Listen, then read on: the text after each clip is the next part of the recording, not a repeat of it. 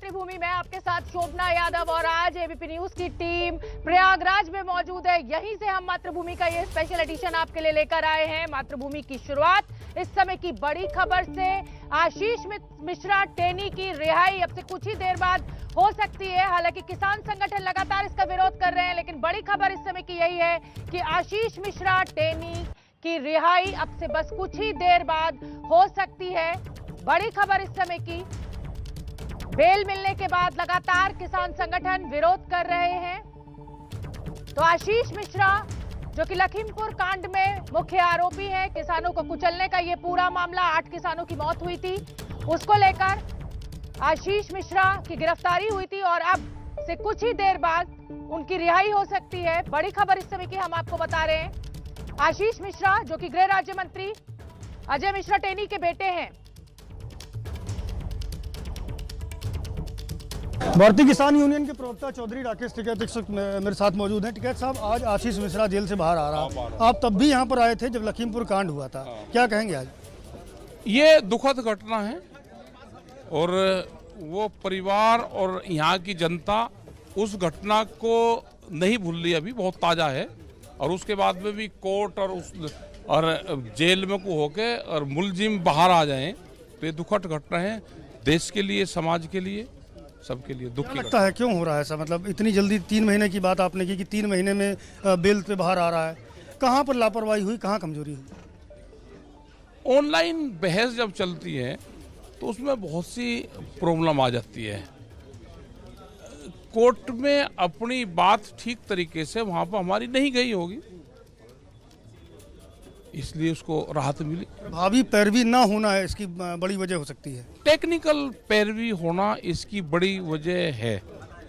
लेकिन इस पूरे मामले में शुरू से ही कहीं ना कहीं पैरवी लचर रही है। जब आप लोग आए थे, समझौता हुआ था, प्रशासन से ये मांग की गई थी कि अजय मिश्रा टेनी के खिलाफ भी मामला दर्ज किया जाए। जो तहरीर आपने दी थी उसमें आशीष मिश्रा खिलाफ तो एफआईआर हुई है, अजय मिश्रा का नाम तो तहरीर में था लेकिन एफआईआर में नेम्ड नहीं। वो छोड़ दिया होगा, उन्होंने करा होगा, क्योंकि समझौते में तो ये था कि जो लिख कर देंगे वो होगा। और उन्होंने कहा भी था कि 120 बी का मुलजिम है तो ये बनेगा। मतलब समझौते का पालन नहीं किया प्रशासन? पालन नहीं किया। तो क्या अगला स्टेप क्या रहेगा अगर समझौता? तो है हमारा, पूरे देश में जाएंगे और पूरे देश में अपनी बात बताएंगे। लेकिन अब अजय मिश्रा टेनी की बर्खास्तगी की मांग आप लोग शुरू से कर रहे थे, लेकिन अब आवाज उतनी बुलंद नहीं है। बुलंद है, प्रेस के माध्यम से बुलंद है। इलेक्शन चल रहा तो इसमें भी अपनी बुलंद कर रहे आवाज। पश्चिमी उत्तर प्रदेश का माहौल ही बता दिए, चूंकि आप पश्चिम से आते हैं, क्या रहा पहले चरण का? केस निमट गया। पहले दूसरे चरण में क्या स्थिति रही? निमट गया, जनता ने तो इनको वोट दी नहीं भाई, धोखाधड़ी करके, क्योंकि पूरा सिस्टम कब्जे में है, कोर्ट कचहरी सब कब्जे में है, जितनी देश की संस्थाएं सब कब्जे में है, भाई कुछ भी हो सकता है। तो योगी जी तो कह रहे हैं गर्मी निकाल दूंगा, जून में शिमला बना दूंगा। कुछ भी बना सके, हाँ, तानाशाह जब आ जाते हैं देश में तो कुछ भी बना सके। भीड़ इकट्ठी नहीं हो रही है। अभी कानपुर में इन्होंने करी थी तो 4 से 1 आदमी थे। हाँ, आप गए थे उधर? नहीं, देखा उसमें फोटो में। हाँ, 4 से 1 आदमी थे। प्रधानमंत्री जी भी आने वाले हैं? हाँ, आने वाले होंगे भाई, करनी चाहिए उनको मीटिंग। स्कूल तो बंद है देश में। हाँ, प्रधानमंत्री जी में मीटिंग करें। क्या देश के बच्चों को अनपढ़ बेरोजगार बनाने का एक बड़ा षड्यंत्र है क्या? देश की जनता को समझना पड़ेगा। तो शुक्रिया हमसे बात करने के लिए। चौधरी राकेश टिकैत है, जिनका साफ तौर पर यह कहना है लखीमपुर कांड में जो जिस तरह से आशीष मिश्रा को बेल पर रिहा करने की बात हो रही है, उस मुद्दे को लेकर के किसान नेता आगे भी जाएंगे और लगातार मांग करेंगे कि आशीष मिश्रा के खिलाफ कड़ी कार्रवाई होनी चाहिए। कैमरामैन फैसल के साथ संजय त्रिपाठी, एबीपी न्यूज, लखीमपुर खीरी। तो लखीमपुर कांड के मुख्य आरोपी आशीष मिश्रा की रिहाई अब से कुछ ही देर बाद जिला जेल लखीमपुर से हो जाएगी। हमारे सहयोगी भी वहां पर मौजूद है। उससे पहले बड़ी खबर इस समय की हम आपको बता दें, जो किसान संगठन है वो लगातार इस रिहाई का विरोध कर रहे हैं। राकेश टिकैत कह रहे हैं कि अगर आशीष मिश्रा जेल से बाहर निकलेंगे तो हम धरना प्रदर्शन करेंगे। राकेश टिकैत का यह भी कहना है कि इस तरीके से तो कानून व्यवस्था रह ही नहीं गई है। संजय त्रिपाठी जिला जेल लखीमपुर से हमारे साथ जुड़ रहे हैं। संजय त्रिपाठी, क्या अपडेट, कितनी देर में ये रिहाई हो जाएगी? देखिए, रिहाई का जो आदेश था वो जेल पहुंच चुका है और उसका जो मिलान है जेल के डॉक्यूमेंट से वो भी किए जा चुके हैं। अब इंतज़ार किया जा रहा है जेलर का, चूँकि जेलर गए हुए हैं किसी गवाही में कोर्ट में, तो वो जैसे ही आएंगे उसके बाद यहाँ आशीष मिश्रा मोनू को छोड़ने की कार्रवाई शुरू होगी। इस वक्त तस्वीरें आपको मैं दिखाऊंगा कि गहमा गहमी है और थोड़ी देर पहले यहाँ से जेलर किसी गवाही के सिलसिले में अदालत गए हैं और अभी उनके लौटने का करीब 5 बजे का वक्त बताया जा रहा है। और मान के चलिए कि उसके तत्काल बाद आशीष मिश्रा और मोनी जो लखीमपुर कांड का आरोपी है उसको जमानत पर रिहा किया जाएगा। और पिछले गुरुवार को हाई कोर्ट ने उसकी जमानत मंजूर की थी, लेकिन कुछ टेक्निकल पेच फंस गया था। जिन हत्या की धारा 302 और साजिश की धारा 120 भी का जिक्र उसमें नहीं था, तो ये बिंदु उठाया गया कि इन दोनों धाराओं में जमानत नहीं हुई, ऐसे में छोड़ा नहीं जा सकता। लेकिन अब छोड़ने की कार्रवाई पूरी मतलब मान के चलिए होने वाली है और थोड़ी देर में आशीष मिश्रा मोनू जेल से बाहर किया जाएगा, जमानत पर रिहा किया जाएगा और यहाँ से पुलिस सुरक्षा में उसको लेके जाया जाएगा। मैं अपने कैमरामैन फैसल से कहूंगा, संजय त्रिपाठी, लगातार जो किसान संगठन है वो विरोध कर रहे हैं। अभी आपने जब राकेश टिकैत से बात की तो उनका कहना था कि हम धरना प्रदर्शन करेंगे। ऐसे में आप जिला जेल के बाहर मौजूद हैं, क्या वहां पर कुछ किसानों की भीड़, कोई लोग एकत्रित आप देख पा रहे हैं? क्या तस्वीर है वहां की? फिलहाल तो राकेश टिकैत का ऐसा कार्यक्रम बताया गया था कि वो आकर के और जो दूसरा पक्ष है, जो किसानों का पक्ष है, जिनके लोग बंद किए गए हैं, उन 4 लोगों की हत्या के सिलसिले में जिनको क्रिया का प्रतिक्रिया बता करके मौत के घाट उतार दिया गया था, लाठी डंडों से पीट करके मार दिया गया था। भारतीय जनता पार्टी के कार्यकर्ता भी थे और साथ ही साथ जो थार जीप चलाने वाले ड्राइवर थे। लेकिन यहाँ उनका प्रोग्राम कैंसिल हो गया और वो पीलीभीत की ओर बढ़ गए थे। लगभग 1 बजे के आसपास ये माना जाता है कि राकेश टिकैत यहाँ आ सकते थे, लेकिन वो नहीं आए। बहरहाल मैं आपको दिखाऊंगा तस्वीरें सड़क की कि यहाँ पर मीडिया का जमावड़ा है और किसी तरह का कोई भी किसान संगठन का कार्यकर्ता या कोई भी व्यक्ति मौजूद नहीं है। सुरक्षा के इंतजाम किए गए हैं। त्रिपाठी, और जैसा कि आप बता ही रहे हैं कि लगभग 1 से 2 घंटा लग सकता है बाहर आने में आशीष मिश्रा को। और लखीमपुर हिंसा के मुख्य आरोपी हैं आशीष मिश्रा। लगातार किसान संगठन उनकी रिहाई का विरोध कर रहे हैं। अगली बड़ी खबर राजस्थान के जयपुर से, जहां पर कि बीजेपी कार्यकर्ताओं के ऊपर इस समय लाठीचार्ज किया जा रहा है। परीक्षा में धांधली को लेकर यह विरोध प्रदर्शन चल रहा था और अब पुलिस ने इन कार्यकर्ताओं को इस भीड़ पर काबू पाने के लिए लाठीचार्ज किया है। बड़ी संख्या में यहाँ पर लोग मौजूद हैं। ये तस्वीरें आप देख के अंदाजा लगा सकते हैं। परीक्षाओं में जिस तरीके से धांधली हुई है उसका विरोध लगातार किया जा रहा था और उसी को लेकर ये विरोध प्रदर्शन बीजेपी के कार्यकर्ताओं का। और अब उन पर पानी की बौछार, माफ कीजिए लाठीचार्ज नहीं, पानी की बौछार की गई है। वाटर कैनन का इस्तेमाल किया गया है। ये तस्वीरें आप देख सकते हैं। हाथ में झंडे लेकर बीजेपी के कार्यकर्ता इस समय सड़कों पर उतरे हुए हैं। जिस तेजी के साथ ये विरोध प्रदर्शन आगे बढ़ रहा है उसको देखते हुए पुलिस को वाटर कैनन का इस्तेमाल करना पड़ा है, पानी की तेज बौछार, ताकि इस भीड़ को तितर-बितर किया जा सके। जयपुर में ये विरोध प्रदर्शन चल रहा है परीक्षाओं में धांधली को लेकर। ये विरोध प्रदर्शन, मनीष शर्मा हमारे सहयोगी ज्यादा जानकारी लिए हुए जुड़ रहे हैं। मनीष, क्या अपडेट, क्या भीड़ तितर-बितर हो गई है?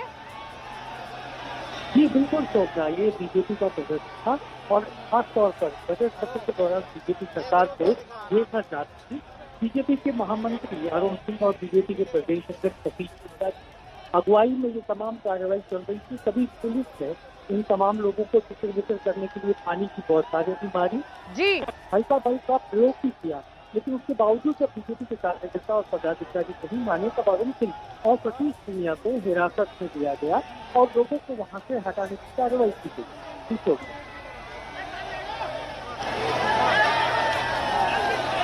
बहुत बहुत धन्यवाद मनीष आपका इस पूरी जानकारी के लिए। आप नजर बना के रखिए, जैसे ही कोई अपडेट होगा हम फिर आपका रुख करेंगे।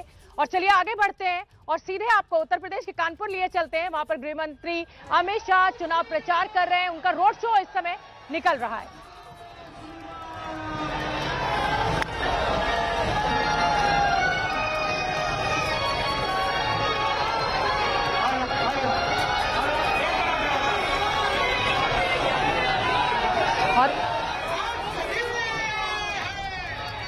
तो तो गृह मंत्री अमित शाह को आपने देखा, रोड शो, बड़ी संख्या में लोग, चुनाव प्रचार लगातार जारी है। तीसरे चरण का मतदान होना है 30 तारीख को और उसी के चलते तीसरा, चौथा, पांचवा सभी के लिए पूरी ताकत राजनीतिक दलों ने अपनी लगा रखी। 20 फरवरी को तीसरे चरण का मतदान होना है और इसी को लेकर सभी राजनीतिक दलों ने अपनी पूरी ताकत झोंकी हुई है। खुद गृह मंत्री अमित शाह इस समय कानपुर में रोड शो निकाल रहे हैं। बड़ी संख्या में लोगों का वहां पर जमावड़ा, ये तस्वीरें आप देखिए अमित शाह का चुनाव प्रचार।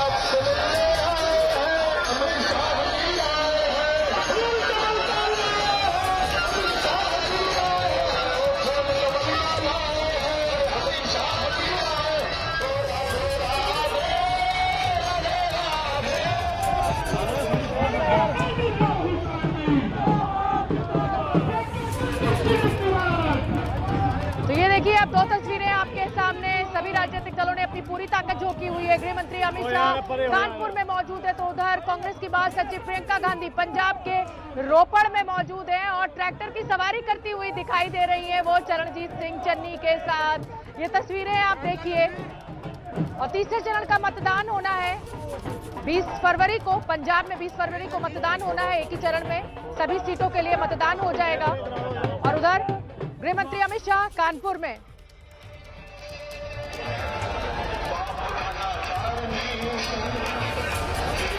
इस समय की बड़ी खबर एक बार आपको फिर बता दें, अब से कुछ देर बाद आशीष मिश्रा की लखीमपुर जिला जेल से रिहाई होगी।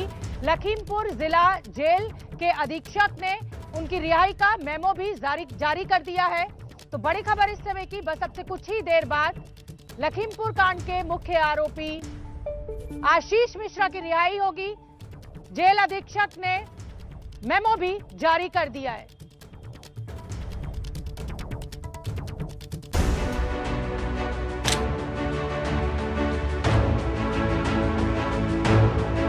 नमस्कार, आप देख रहे हैं एबीपी न्यूज। मैं आपके साथ शोभना यादव। मैं इस समय प्रयागराज में मौजूद हूं, जिसको तीर्थराज कहा जाता है और यहां पर क्योंकि माघ मेला चल रहा है, आप मेरे पीछे देख सकते हैं, ये श्री बड़े हनुमान जी का मंदिर है और यहां पर हनुमान जी की लेटी हुई मूर्ति है। तो दर्शनों के लिए तो इतनी भीड़ लगती है कि कहना मुश्किल है, लेकिन उत्तर प्रदेश में क्योंकि चुनाव भी है, इसलिए इस जगह की अहमियत और बढ़ जाती है। राजनीतिक दल जिस तरीके से धर्म को एक मुद्दा बना रहे हैं, एक तरफ समाजवादी पार्टी है जो जाति की राजनीति की बात करती है, तो यहाँ पर कुछ लोग मौजूद हैं, उनसे जान लेते हैं कि हनुमान जी के दर्शन के साथ साथ वो उत्तर प्रदेश में किसकी सरकार चाहते हैं। योगी जी की। आप किसकी सरकार चाहते हैं? योगी महाराज। बीजेपी जय श्री राम। योगी महाराज। तो मतलब आप समझ सकते हैं महाराज योगी महाराज। मुद्दा क्या है? मुद्दा क्या है इस बार चुनाव? विकास है। तो अखिलेश यादव तो ये कह रहे हैं कि भाई सारा विकास हमने किया, इन्होंने तो सिर्फ फीता काटा। उन्होंने सड़क बनवाई थी, क्या किया था? सुरक्षा को लेकर जो मुद्दा उठाया जा रहा है, क्या वो सही है? महिलाएं सुरक्षित? बहुत गलत है। यहाँ पे महिलाएं एकदम सुरक्षित हैं। आधी रात 12 बजे तक कोई दिक्कत नहीं है यहाँ पे। तो मतलब क्योंकि हम मंदिर पे खड़े हुए हैं और देखिए यहाँ पर नारे ये भी लग रहे हैं, बाकी है, मथुरा बाकी है अभी। तो चलिए अब यहाँ से निकलते हैं और संगम का रुख करते हैं।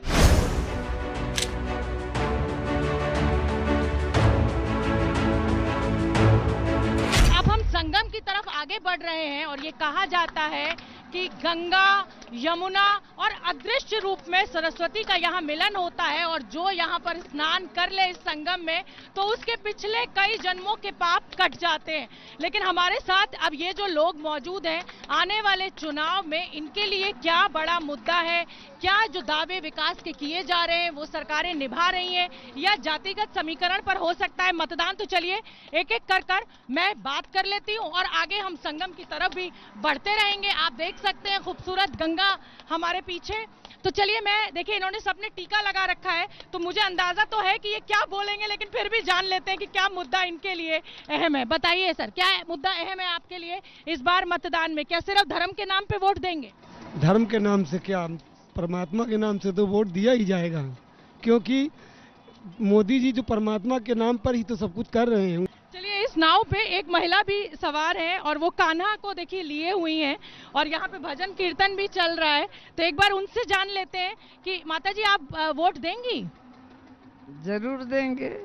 क्या मुद्दा रहेगा? देखिए, महिला सुरक्षा की बड़ी बात हो रही है, तो आपको लग रहा है कि योगी सरकार ने सुरक्षा दी है और आप रात में 11 बजे के बाद आपकी बहू बेटी निकल सकती हैं? अब वहीं वोट देने के बाद तब पता चलेगा। अच्छा, मतलब देखिए ये देखिए ये महिलाएं जो हैं वो बताने को तैयार नहीं होती हैं कि वो किसको वोट देंगी। लेकिन चलिए, मैं और भी लोग यहाँ पर मौजूद हैं, उनसे बात कर लेती हूँ। बताइए, मैं आपसे ये जानना चाहती हूँ कि देखिए, विकास बहुत जरूरी है, दुनिया कहाँ भागी जा रही है? क्या हमारे देश का वोटर सिर्फ धर्म, पूजा अर्चना, मंदिर मस्जिद इसी पर वोट देगा? देखिए, जब तक राजनीति धर्म से कटिबद्ध नहीं होती वो राजनीति सफल नहीं है। मैं किसी पार्टी का पक्षधर नहीं हूँ, न बीजेपी, न सपा, न बसपा। ये जरूर कहूँगा कि जिस राजनीति में धर्म मूल है वो राजनीति सफल है। धर्मेण हन्यते व्याधि, धर्मेण हन्यते ग्रहा, धर्मेण हन्यते शत्रु, यतो धर्मस्ततो जयः। लेकिन एक बात मुझे बताइए ना, हिजाब की बात हो रही है, मुसलमान महिलाएं कुछ भी पहने, क्या हमारे धर्म में इसकी इजाजत नहीं है? हम घूंघट करें या हिजाब पहने, तो इस पर सियासत क्यों शुरू हो गई है? असदुद्दीन ओवैसी कह रहे हैं कि भैया हमारा धर्म है और आप हिंदू जो हैं, या ये राजनीतिक दल जबरदस्ती मुद्दा बना रहे हैं? ये तो उनका विषय है, लेकिन हमारे सनातन धर्म में कहीं किसी का विरोध नहीं है। हमारा सनातन सबको स्वीकार करता है। बेटा, आप वोट देती हैं? नहीं। अच्छा, अभी आप वोट ही नहीं देती हैं। आपको कौन लग रहा है? योगी जी बढ़िया लग रहे हैं, अखिलेश जी बढ़िया लग रहे हैं, कि मायावती जी बढ़िया लग रही हैं, प्रियंका गांधी बढ़िया लग रही हैं? किसको आप पसंद करते हैं? हमारे लिए तो योगी जी एकदम बेस्ट। इनके लिए योगी जी बेस्ट है। और अब हम क्योंकि बढ़ रहे हैं संगम की ओर, आप देख सकते हैं कितनी नाव, कितने श्रद्धालु, माघ मेला भी यहाँ पर चल रहा है। और साथ ही साथ उत्तर प्रदेश का जो मौसम है वो भी गर्म हो रखा है, क्योंकि सियासी हलचल यहाँ बहुत तेज है। एक और शख्स हमारे साथ इस नाव में मौजूद है। अभी मैं हनुमान मंदिर पे मौजूद थी तो कह रहे हैं कि अयोध्या हमारी, काशी हमारी, अब की बार मथुरा की बारी। पूरा हिंदुस्तान हमारा। ये क्या मुसलमानों का नहीं? मुगलों ने हमसे छीना था हिंदुस्तान। मुसलमानों का नहीं? उन्होंने भी तो आजादी में योगदान दिया ना अपना। आजादी में योगदान दिया तो हिंदुस्तान को गर्व से बांटिए मत ना, वो बांट रहे हैं। तो देखिए, यहाँ पर ताली भी बज रही है और मैं चाहती हूँ कि अब आप लोग कुछ गुनगुना दें, कुछ गा दें, तो और आनंद आ जाएगा इस गंगा नगरी में, इस तीर्थों के तीर्थ प्रयागराज में। श्री राम जय राम जय जय राम, श्री राम जय राम जय जय राम, श्री राम जय राम जय जय राम, श्री राम जय राम जय जय राम। देश में छात्र राजनीति की पाठशाला कहे जाने वाले इलाहाबाद छात्र संघ और यूनिवर्सिटी के इस कैंपस ने राष्ट्रीय राजनीति में कभी देश की राजनीतिक दिशा व दशा देने का गुरुतर दायित्व निभाया है। पूरब के इस ऑक्सफोर्ड कहे जाने वाले कैंपस से ही राजनीति का ककाहारा सीखकर देश के राष्ट्रपति, प्रधानमंत्री, मुख्यमंत्री जैसे शीर्ष संवैधानिक पदों पर नेता पहुंचे। राष्ट्रपति शंकर दयाल शर्मा, प्रधानमंत्री गुलजारी लाल नंदा, वीपी सिंह, चंद्रशेखर, मुख्यमंत्री गोविंद वल्लभ पंत, एक लंबी फेहरिस्त है। तो मैं आज यहाँ पर इलाहाबाद यूनिवर्सिटी के कैंपस में मौजूद हूँ। उत्तर प्रदेश में चुनाव है और ये जानना बहुत जरूरी है कि चुनाव और युवा का बहुत गहरा रिश्ता है। युवा वोटर्स की संख्या लगातार बढ़ रही है और क्योंकि मैं इस कैंपस में मौजूद हूँ तो ये जानना बेहद जरूरी है कि इस देश का छात्र, उत्तर प्रदेश का युवा क्या सोचता है, आने वाले चुनाव को लेकर क्या मुद्दे रहने चाहिए। तो चलिए, लड़कियों के साथ शुरुआत करूंगी मैं। और बताओ बेटा, क्या मुद्दा रहना चाहिए आपके लिए इस चुनाव में? आप वोट तो देते होगे ना? मेरे लिए पहला मुद्दा शिक्षा का होना चाहिए, जिससे हम लोग जुड़े हुए हैं। मतलब जिस तरीके से परीक्षाएं कराई जाती हैं, पर्चे लीक हो जाते हैं और छात्र जस के तस वहीं बैठे हुए हैं। ये जो शिक्षा का मुद्दा छात्र उठा रहे हैं, क्या जरूरत है? आप देखिए, पिछले 5 साल से और उससे पहले की भी पिछले 5 साल की सरकार है, ये सारी सरकारें रोजगार पे पूरी तरीके से उदासीन रही। कांग्रेस भी फेल रही है, इसलिए ये भी बताना बहुत जरूरी है। आयसा से जोया मेरे साथ मौजूद है। जोया, आने वाले चुनाव में मंदिर की बात हो रही है, मस्जिद की बात हो रही है, धर्म की बात हो रही है, हिजाब की बात हो रही है, क्या लग रहा है किस मुद्दे पे चुनाव होना चाहिए और किस मुद्दे पर हो रहा है?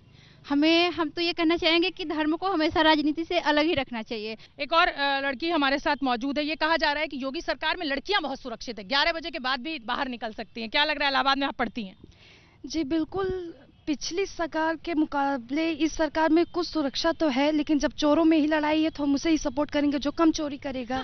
बड़ी बात कह रही हैं बेटा। आप बताइए, क्या यहाँ पर कैंपस में ये कहा जा रहा है कि भैया महिलाओं की बहुत सुरक्षा है? मैं कैंपस की नहीं, मैं प्रदेश की बात कर रही हूँ। महिलाएं रात में निकल सकती है, आपको क्या लगता है? मैम, मैं ये कहना चाहूँगी कि इलाहाबाद में ही नहीं, ये पूरे यूपी की बात है कि महिला सुरक्षा के नाम पे यूपी जीरो है। आप चाहे जहाँ का केस उठा के देख सकती हैं, उन्नाव का रेप देखिए या चाहे जहाँ की बात हो। देखिए, उनके फाइलों में यूपी का मौसम गुलाबी है, मगर ये दावा झूठे, आंकड़े बिल्कुल किताबी हैं। आप पता करिए, लाठियाँ चल जाती हैं। यूपी SSS बोलता है कि मैं पेट निकालूंगा, पेट में 1 साल में भर्ती दे देंगे। पेट का एक झुंझुना दिए हैं, 1 साल में कहाँ भर्ती है? अभी तो पेट का। क्या कहेंगी आप? मैम, मुझे लगता है कि हमारी जो प्रेजेंट की सरकार है वो अच्छा कार्य कर रही है। और जहाँ तक लोग कह रहे हैं कि हमें शिक्षा नहीं मिल रहा है, मैम, एक समय था जब यूपी का नाम सिर्फ गुंडा राज के नाम से मशहूर हुआ करता था, और आज बहुत से विकास हुए हैं। सरकार हमारी कर रही है मैम, धीरे धीरे रे मना, धीरे धीरे सब कुछ होए। माली सींचे 100 घड़ा, फलावे ऋतु। एक सवाल और अहम हो जाता है। देखिए, इलाहाबाद का नाम बदलकर प्रयागराज कर दिया गया है, तो मैं यहाँ जो मौजूद छात्र हैं, मैं जानना चाहती हूँ कि क्या इलाहाबाद यूनिवर्सिटी का नाम बदलकर प्रयागराज यूनिवर्सिटी कर देना चाहिए? इलाहाबाद ही रहेगा। प्रयाग संगम का इलाहाबाद का एक कोना था जिसको इन्होंने प्रयागराज बनाने की कोशिश की। इलाहाबाद था, इलाहाबाद है और इलाहाबाद ही रहेगा। मतलब इलाहाबाद यूनिवर्सिटी ही रहेगा। बिल्कुल, हम पूरे समर्थन में। इलाहाबाद यूनिवर्सिटी हमारा स्वाभिमान है, स्वाभिमान के साथ समझौता नहीं। देखिए, चलिए, तो यहाँ पर छात्र मौजूद हैं, अपने अपने विचार है। हालांकि देखिए, ये कोई राजनीतिक मंच नहीं है, लेकिन युवा आवाज है और सुनना बेहद जरूरी है। तो फिलहाल इलाहाबाद यूनिवर्सिटी से मेरे साथ इतना ही। अश्विनी कुमार ने कांग्रेस से इस्तीफा दे दिया है। मेरे सहयोगी अंकित गुप्ता ने खास बातचीत की अश्विनी कुमार से। सुन लेते हैं कि क्या वजह है उनके इस्तीफे की। अश्विनी जी, पिछले करीबन 46 साल का नाता था, अचानक क्या कुछ ऐसा हुआ? अचानक नहीं हुआ, बहुत महीनों से, बहुत सालों से एक तरह से मैं अपने आप को असहाय और असहज महसूस कर रहा हूँ। मैंने ये महसूस किया कि अब अपने सम्मान को बचाए रखते हुए कांग्रेस पार्टी के भीतर से मैं वो योगदान नहीं दे सकता देश की राजनीति में, और देश के समाज को अपनी सेवाएं नहीं दे सकता जो मैं देना चाहता हूँ। इसलिए मैंने सोच विचार करके, बहुत लंबे समय से सोच विचार कर रहा हूँ, कोई 1-2 महीने की बात नहीं है, कई महीनों से और कई सालों से इस पर विचार कर रहा हूँ। दुखी हृदय से ये फैसला लिया है। आपके ऐसे नेता को भी असहाय महसूस हो रहा है, दुखी मन से आपको इस्तीफा देना पड़ रहा है, तो ऐसा क्यों हो गया सर कांग्रेस में? क्योंकि कांग्रेस में आपने कई दशकों तक आपने देखा है, नेतृत्व को बदलते हुए देखा है, और मेरी लंबी जर्नी में कई बहुत अच्छे समय भी रहे, उनका मैं आदर करता हूं। मैं सोनिया गांधी जी का व्यक्तिगत रूप से आदर करता हूं और बार बार हर चैनल पे कह रहा हूं, और इसीलिए मैं कभी किसी व्यक्ति विशेष पर कटाक्ष नहीं करता। पर एक चीज जो सामने साफ नजर आ रही है, जिसको मैं अनदेखा नहीं कर सकता, कि उभरती हुई कांग्रेस की लीडरशिप में अब हम लोगों का स्थान नहीं है। इसलिए इज्जत से किनारा कर लेना ही बेहतर है। तो मनमोहन सरकार में कानून मंत्री अश्विनी कुमार कह रहे हैं कि अचानक कुछ भी नहीं हुआ है, बहुत सोच विचार कर ये फैसला लिया गया। और मैं आपको बता दूं कि अश्विनी कुमार लाइव होंगे एबीपी न्यूज पर शाम 5 बजे। देखते रहिए एबीपी न्यूज।